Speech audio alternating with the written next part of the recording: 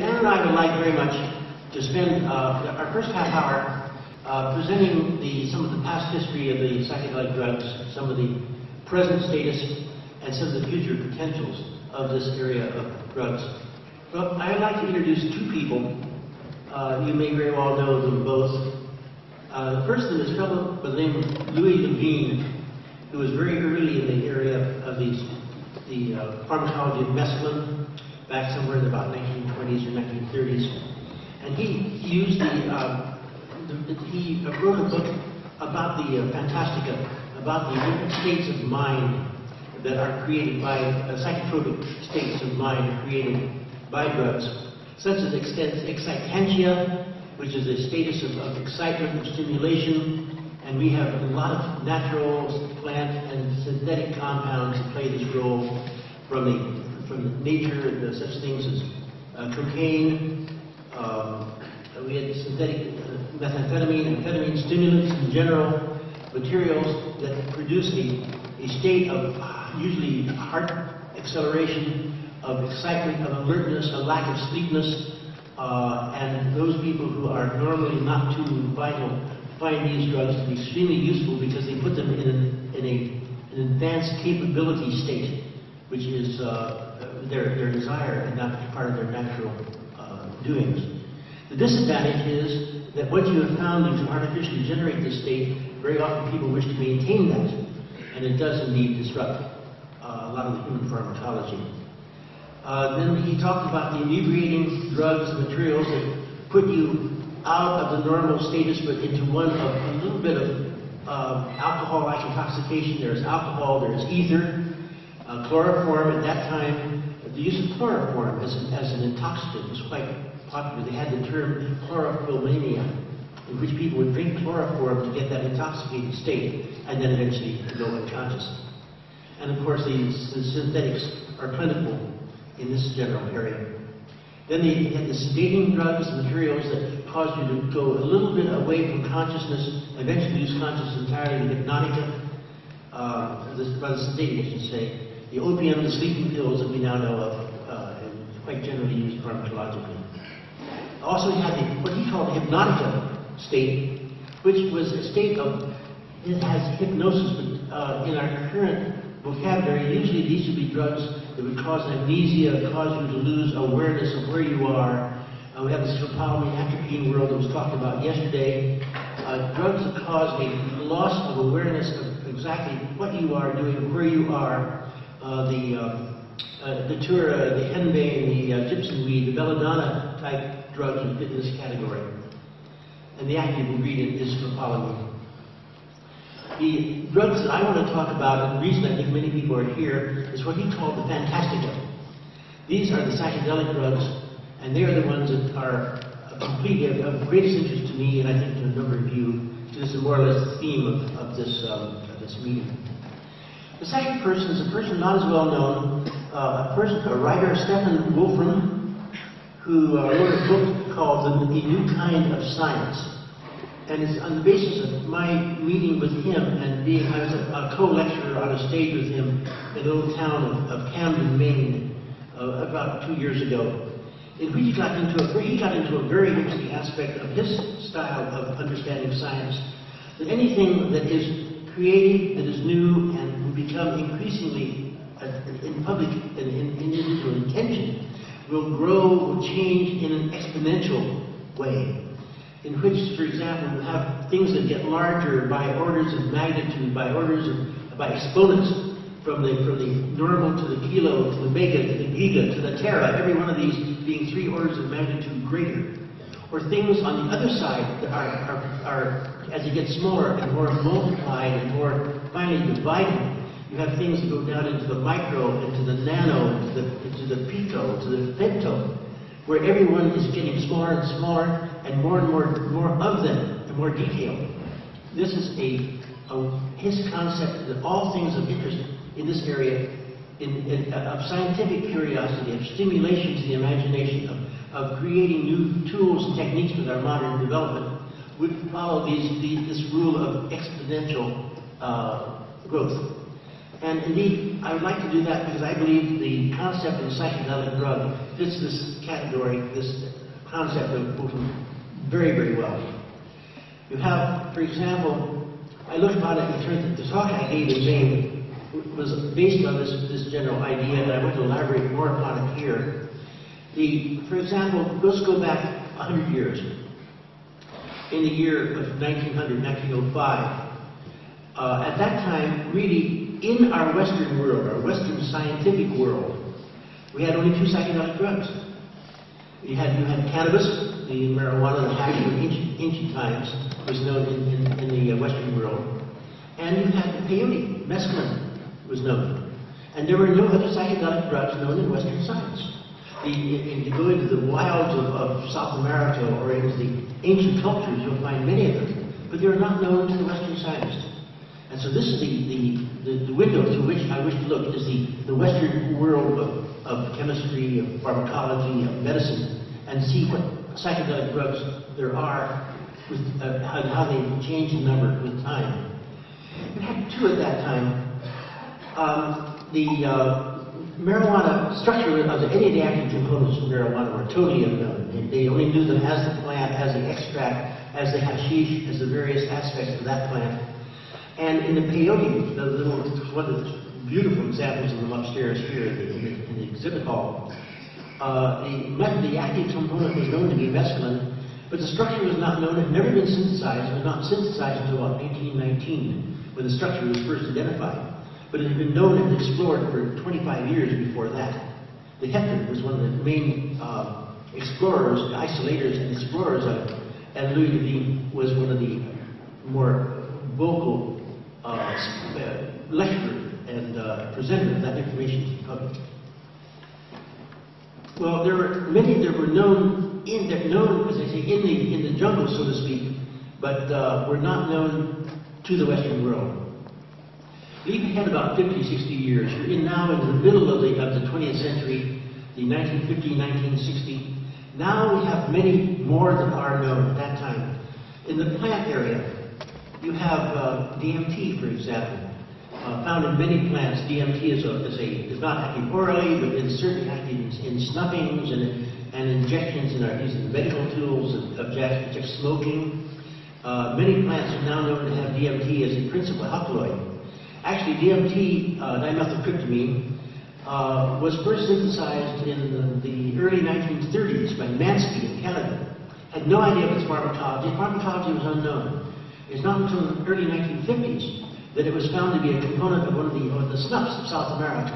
And from that, it suddenly became a point of medical exploration. There was Stephen Sara, who is a chemist I know rather well, he's still alive, and NIDA, who went into this and synthesized instead of dimethyltryptamine, the diethyltryptamine, the propyltryptamine, dibutyltryptamine, kept making the chain longer and longer.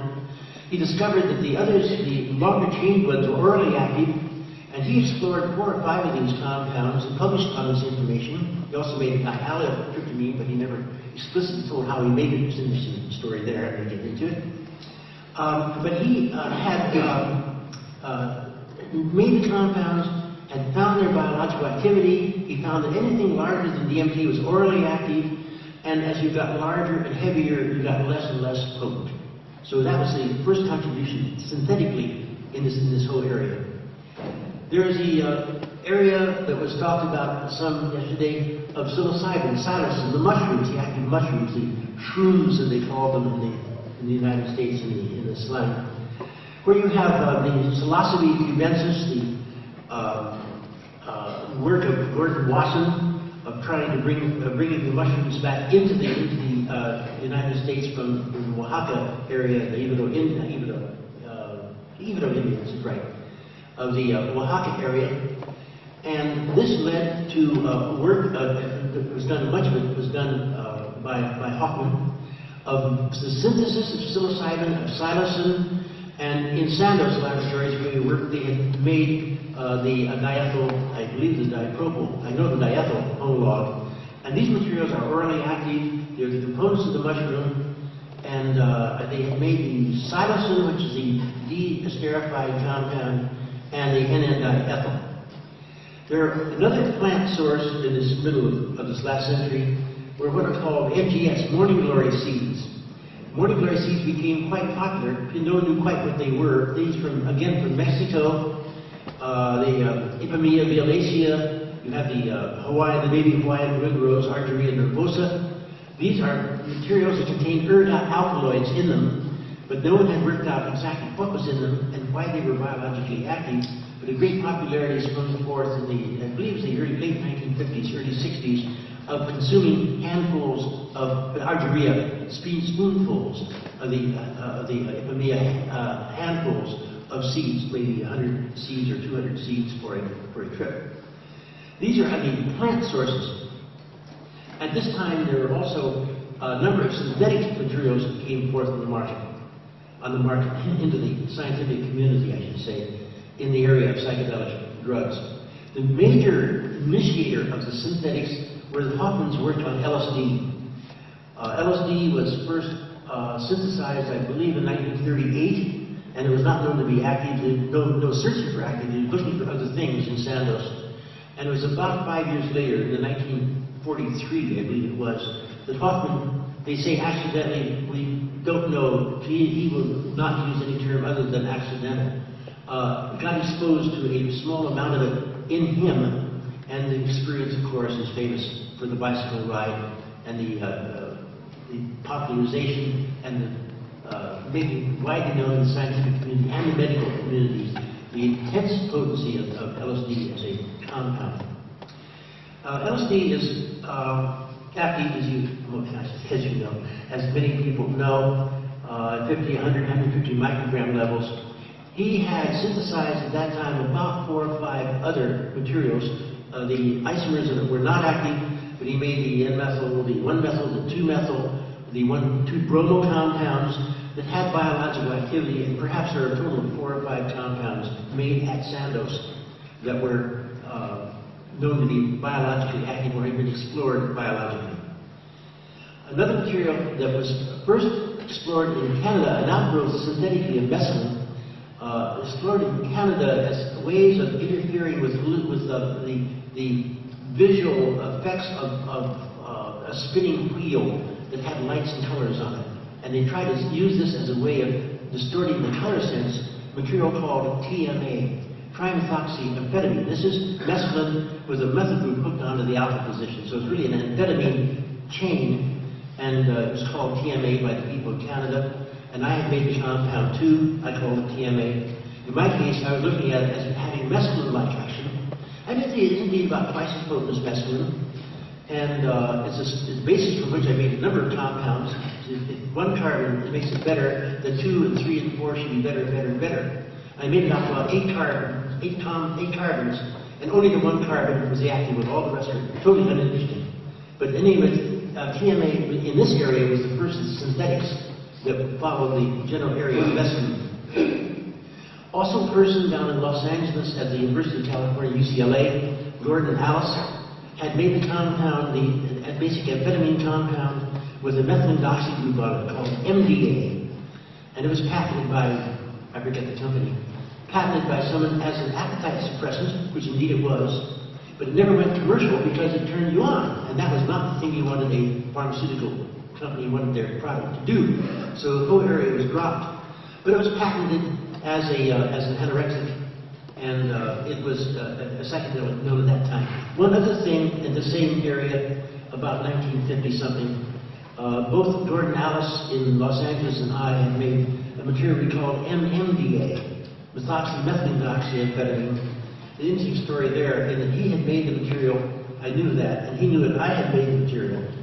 We both had not determined its activity yet, but we were going to do so, and we planned to meet in January of the year. It turns out in the end of November the previous year, he died an unexpected death. And it died of a diabetes problem. And he was a pharmacologist who had worked out the use of insulin against diabetes problems in general. And that he should die of this problem, I found to be very, very challenging, very mysterious. Because he was also working on tryptamines, as I was working on tryptamines, and had this fantasy that he had gotten into a tryptamine that's very lethal. And I would like very much to have met him before he died and find out what he was working on, so I could stay away from that particular area.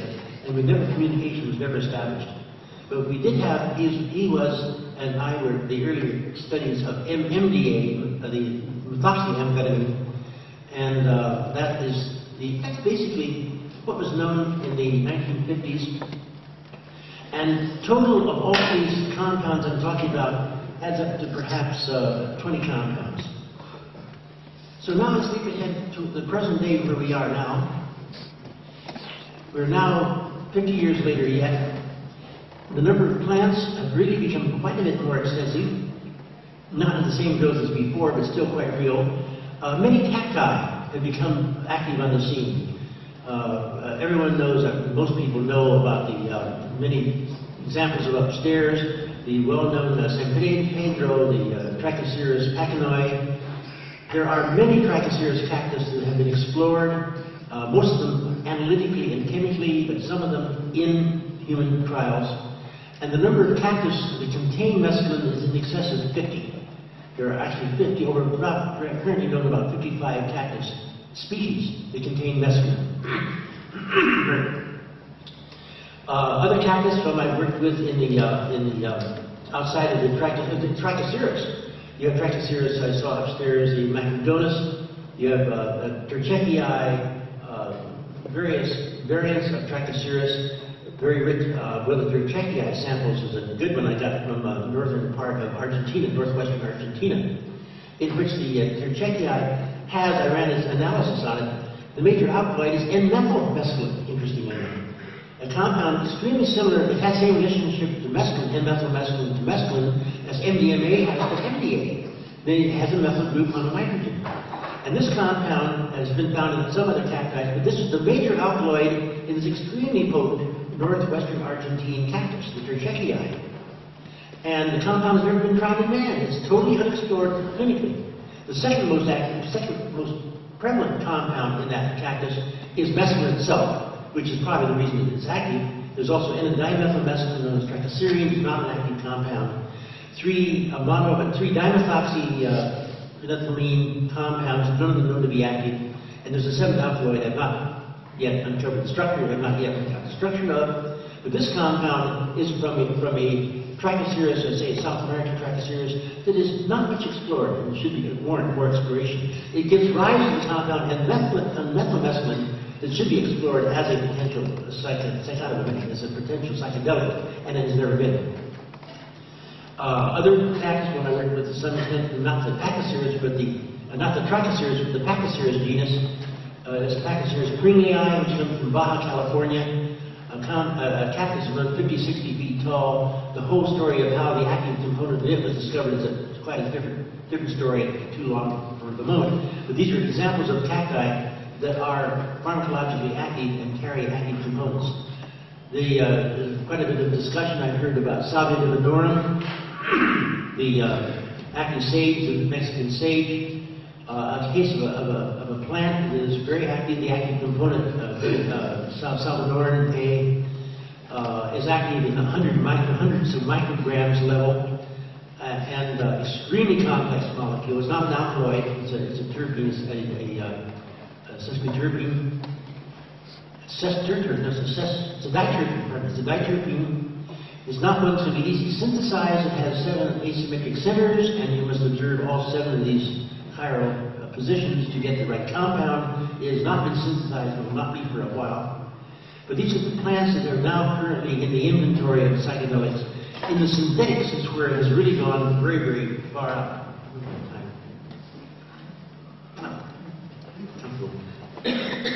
Synthetics have really gotten out of hand very nicely. In the phenethylamines, the bulk of the pilot compound from which synthetics have been made has been mescaline. I mentioned the TMA was known, the Canadian work in my work back in the 50s. That led to a host of materials. For example, you can move the trimethoxyamphetamine, you can move the methoxy to 5 different positions. TMA, TMA2, I call it TMA6. TMA2, TMA6 are the compounds of the methoxys at 2,4,5 and 2,4,6 positions. Both are much more potent than mescaline, about 10 to 15 times more potent than mescaline. And the 2,4,5 is the one in which I really focused my attention because it's easily made. It is not natural, that particular compound. It's not in nature, but it's easily made. And once you have something easily made, of course, a mediocre chemist can really have a great time with it, and I enjoyed life thoroughly, putting all kinds of other groups on the molecule.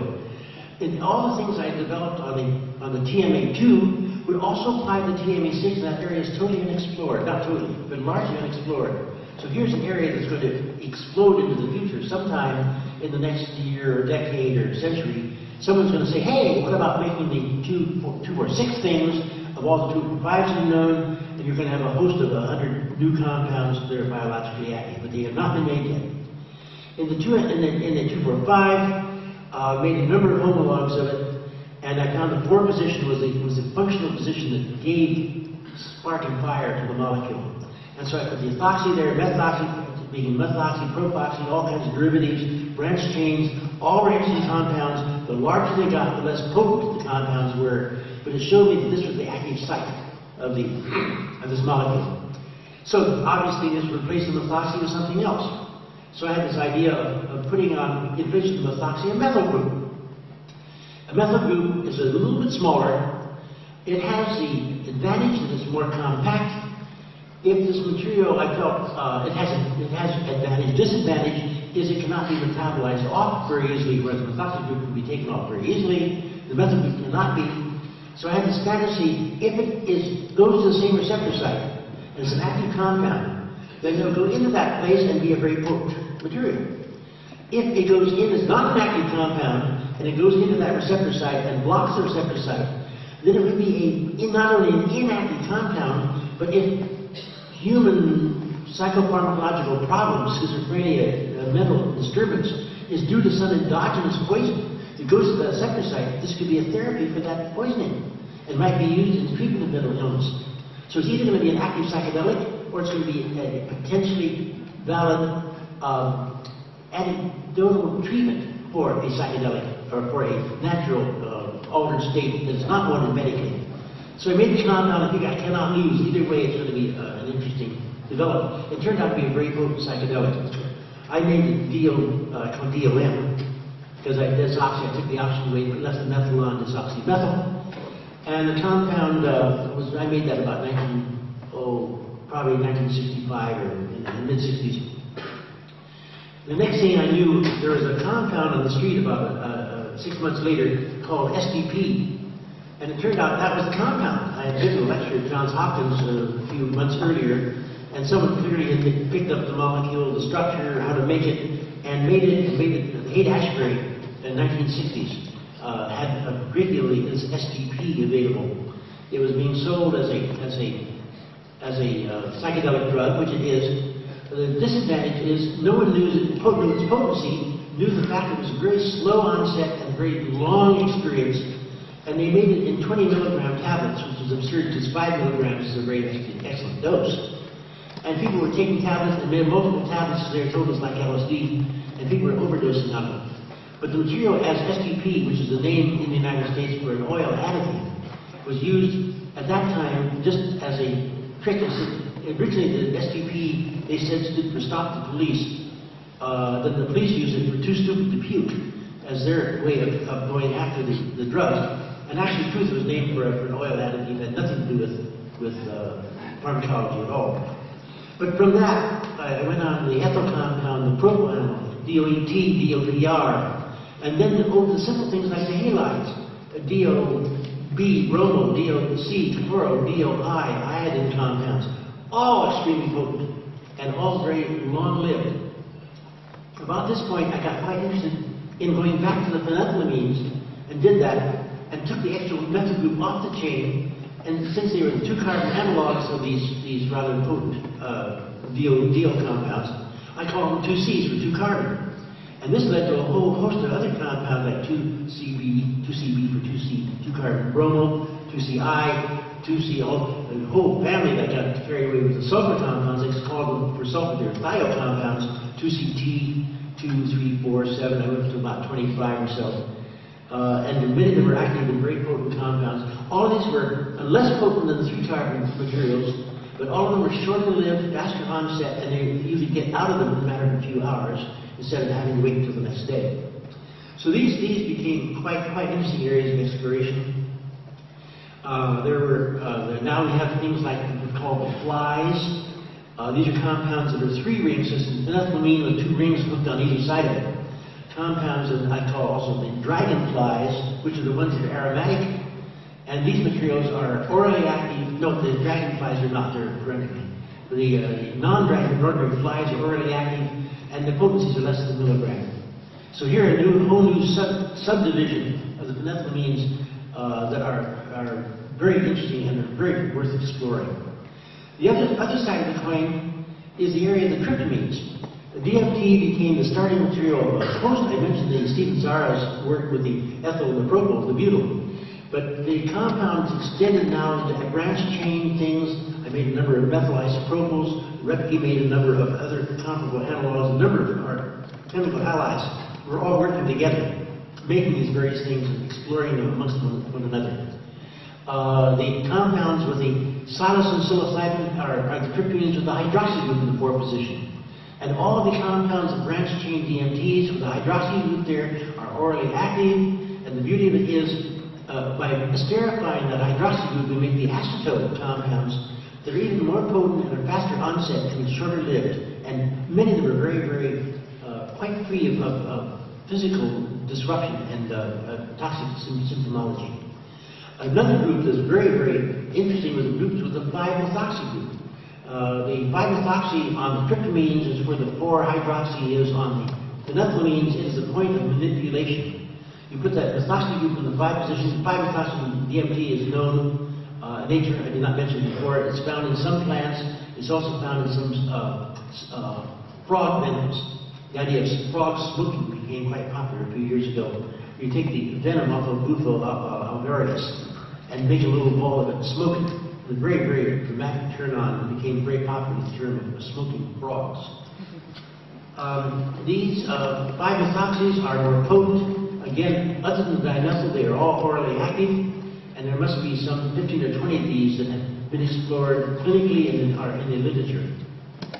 So altogether, I would say comfortably with over 100 phenethylamines and something like 50 or more tryptamines, I would say as of the present time, there are probably 200 psychedelic drugs that are known to be active in man. A lot of this is very well recorded. I would recommend strongly, if you're not familiar with the location of Erowid, E-R-O-W-I-D. Erowid is a remarkable site for information, good and bad, about many of these drugs. They are receivers of many anonymous statements about drugs, their potency, new drugs, their activities, the goods and the bads. A lot of it is fiction and is fraud. A lot of it's very real and very valid, and you have to use judgment. They are very good at using judgment, whether to accept or not accept a given statement about a new chemical as being toxic or interesting or a turn-on or dangerous or curious to try. So I recommend strongly the search of the system of Erowid. Good. Basically, that's where we are now. I mentioned that a lot of materials is being done. I know of materials being worked on here in Europe, some in Sweden, some in Switzerland, some in Spain, some in England, some in northern Germany, right around here. People are in continual communication with me about what they're doing, what they have found out, what they're doing, what they have found out, and ask questions. I turn the information over to Erowid as appropriate. I try to stay away from anything that could be interpreted as being working together with someone who's in the business of making drugs for sale. The internet system availability of drugs is staggering. But I have no wish to get anywhere near the contact of this. But I do know that there is an ever-increasing number of these being explored and being shared amongst friends. We have two drugs known in 1900, and 20 drugs known in 1950 and 60, and 200 drugs known today. we are in the exponential growth, 2 to 20 to 200 every 50 years. So I would say without any hesitation that in the year 2050, which I will probably not see, but you very well might see, I'd be say with great confidence there will be 2,000 psychedelic drugs known to be active in man. And I see I have no hesitation, but believe me, it'll get even more involved, more complex after that. So it's a growing area of interest. I find it a fascinating interest area, and I want to stay very much abreast of what's going on. Thank you very much.